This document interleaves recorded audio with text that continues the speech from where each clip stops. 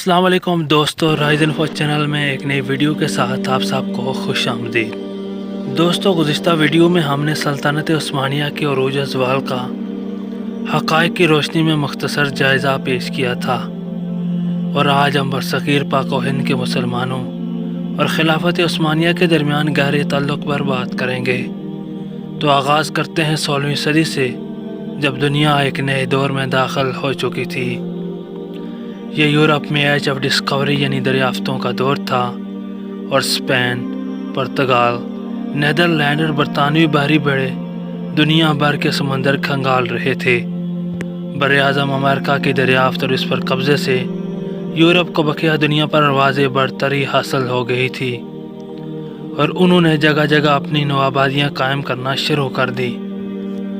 16ویں اور 17ویں صدیوں میں سائنس اور ٹیکنالوجی کے میدان میں یورپ نے بقیہ دنیا کو پیچھے چھوڑ دیا۔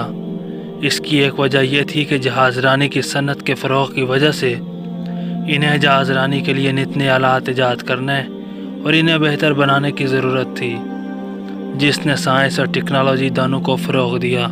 کولمبس کی براعظم امریکہ میں آمد یورپ کی تاریخ کا اہم موڑ تھی، جس سے وہاں علم و فن کا نیا دور شروع ہو گیا۔ چنانچہ یورپ آگے بڑھتا چلا گیا، جبکہ عثمانی سلطنت سال بہ سال سکڑتی چلی گئی، حتیٰ کہ پہلی جنگ عظیم کے دوران انگریزوں نے حصہ اناطولیہ کے علاوہ تقریباً تمام علاقے چھین لیے تھے۔ ہندوستان کے مسلمانوں کو اس کا بڑا دکھ ہوا، کیونکہ وہ عثمانی خلیفہ کو اپنا مذہبی حکمران اور رہنما سمجھتے تھے۔ انہوں نے 1919 میں مولانا محمد علی اور مولانا شوکت علی کی قیادت میں تحریک خلافت شروع کی، جس میں انگریزوں کو دھمکی دی گئی کہ اگر انہوں نے خلیفہ عبدالحمید کو معزول کرنے کی کوشش کی تو ہندوستانی مسلمان ان کے خلاف بغاوت کر دیں گے۔ اس تحریک میں عطاء اللہ شاہ بخاری، حسرت موہانی، مولانا ابوالکلام آزاد، ظفر علی خان، مولانا محمود الحسن اور حکیم اجمل خان جیسے رہنما بھی شامل تھے۔ 1920 میں انڈین نیشنل کانگریس نے بھی تحریک خلافت کا ساتھ دینا شروع کر دیا۔ مہاتما گاندھی کی عدم تشدد پر مبنی سول نافرمانی کی مہم تحریک خلافت ہی کے وطن سے پھوٹی تھی۔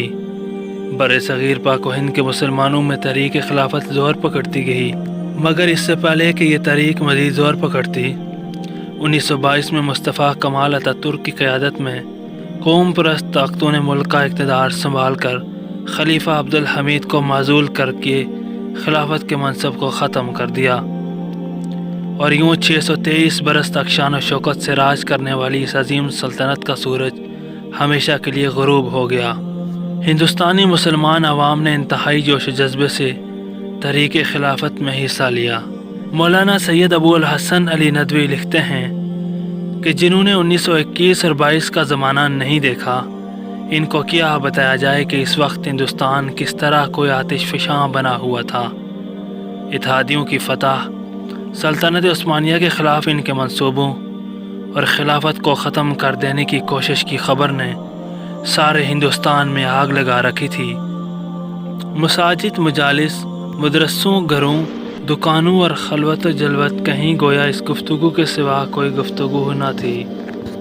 عوام نے تحریک کی کامیابی کے لیے دل کھول کر چندہ دیا۔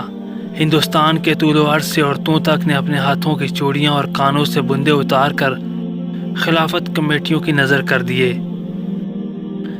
روایت مشہور ہے کہ ایک عورت اپنا بچہ لے کر آئی اور یہ کہہ کر خلافت کمیٹی کے حوالے کر دیا کہ میرے پاس چندے میں دینے کے لیے اس کے سوا کچھ نہیں ہے۔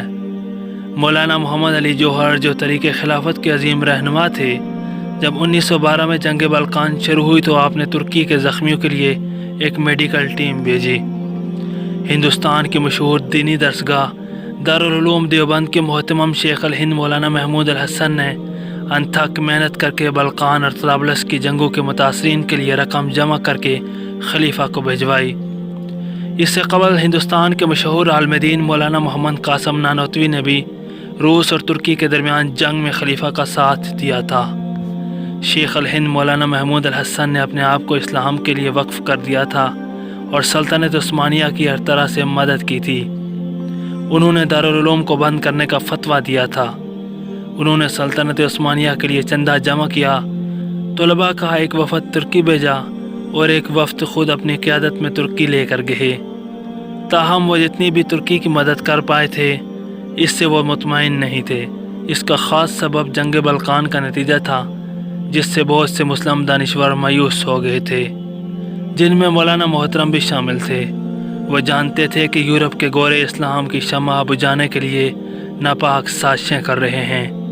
اس کے علاوہ برطانوی حکمرانوں کے ظلم و ستم، روس کے ذریعے مسلمانوں پر کی گئی زیادتیاں اور ترکی کی تقسیم سے شدید غمگین تھے۔ اپنے مقصد کو حاصل کرنے میں برطانیہ نے بہت ہی وحشیانہ اور غیر انسانی ہتھ کنڈے استعمال کیے۔ حجاز کے لیے خوراک کی ترسیل بند کر دی گئی، جس کے نتیجے میں خوراک کی قیمتیں آسمان کو چھونے لگیں اور فاقہ کشی کی نوبت آ گئی۔ جنگ عظیم اول کے دوران ہندوستان کی مسجدوں میں اللہ کی کبریائی خطبوں میں بیان کی جاتی تھی اور نمازوں میں مسلمانوں کی فتح اور کافروں کی شکست کے لیے دعائیں مانگی جاتی تھی۔ جب ایک اور عظیم شخصیت یعنی مولانا شوکت علی سے پوچھا گیا کہ وہ ترکی کے سلطان کے نام کا خطبہ کیوں پڑھتے ہیں تو انہوں نے جواب دیا، تم مجھے مورد الزام نہیں ٹھہرا سکتے کیونکہ مسلمانوں کا خلیفہ اتفاق سے ترکی کا سلطان بھی ہے۔ خلیفہ نے بھی مسلمانوں کی ان کوششوں کو سراہا اور چاہا کہ وہ ان کی مدد کریں اور برطانیہ کے خلاف اٹھ کھڑے ہوں۔ خلافت کا عربی اخبار الجاویات جو کہ استنبول سے شائع ہوتا تھا، اس کے مدیر نے ہندوستان کے طلباء کے لیے خاص نمبر شائع کیا تھا، جبکہ استنبول وہاں سے 8000 میل دور تھا۔ خلافت کو بچانے کے لیے برصغیر کے مسلمانوں نے خلافت کمیٹی کا قیام بھی عمل میں لایا، جس کا واضح مقصد یہ تھا کہ جس طرح سے بھی ممکن ہو خلافت کا تحفظ کیا جائے۔ مولانا ابو الکلام آزاد نے اس موقع پر کہا کہ اس ادارے کا مقصد مسلمانوں کو صراط مستقیم پر چلانے کے لیے منظم کرنا اور دنیا میں اللہ کے کلمے کو بلند کرنا ہے۔ ان تمام کاموں کے لیے نہایت ضروری ہے کہ خلیفہ کے پاس اقتدار رہے۔ مولانا آزاد کو اس بات پر ذرا بھی شک نہ تھا کہ امام کے بغیر مسلمانوں کی زندگی غیر اسلامی ہے۔ 1919 میں بمبئی خلافت کمیٹی نے تنظیمی طور پر اپنے لیے 2 اہداف مقرر کیے۔ پہلا یہ کہ خلیفہ کی حیثیت سے ترکی کے سلطان کے اقتدار کو بچانے پر زور دیا جائے، اور دوسری اس بات کو یقینی بنایا جائے کہ اسلام کے مقدس مقامات خلیفہ کے ہی کنٹرول میں رہیں۔ دوستو، یہ تحریک تو کامیاب نہ ہو سکی، لیکن ترکی کی عوام کو یہ جذبہ آج بھی یاد ہے۔ ترکی میں آج بھی بر صغیر کے مسلمانوں کو جتنی قدر و منزلت حاصل ہے دنیا کے کسی اور ملک میں نہیں۔ شاید یہی وجہ ہے کہ موجودہ ترک صدر رجب طیب اردوغان بھی اپنے عوامی جلسوں میں ترک قوم سے اس بات کا تذکرہ کئی بار کر چکے ہیں، خصوصاً پاکستانی قوم کا اور شاعر مشرق علامہ محمد اقبال کی خدمات کا آج بھی اپنے جلسوں میں کھل کر اعتراف کرتے دکھائی دیتے ہیں۔ پاکستان'ın milli şairi Muhammed İkbal bu gerçeği şu şekilde ifade ediyor. دوستو، آج کے لیے بس اتنا ہی، ملتے ہیں نیکسٹ ویڈیو میں، تب تک کے لیے خدا حافظ۔